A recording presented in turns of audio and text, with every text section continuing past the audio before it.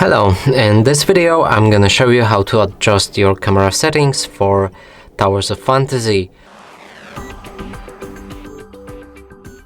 So in order to do this, let's click on this icon in the top right corner of the screen, move to the settings, there should be camera options, and right here you can adjust the settings. So you can go for gyro up-down sensitivity, the same with a high-low sensitivity, camera sensitivity, vertical, camera distance in combat, gyro left-right sensitivity, aim left-right sensitivity, camera sensitivity horizontal, aiming gyro. You can also reset the settings if you change them by mistake.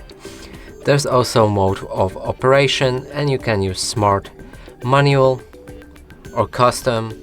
If you use smart, there'll be less options. If you go for manual or custom, then more options will be revealed. So there's a locking method to be the smart, manual, or distance first. You can also, this option is not described, so I guess we can't describe it. There's also autocorrect camera distance on and off, autocorrect camera angle on and off, default or new for your camera.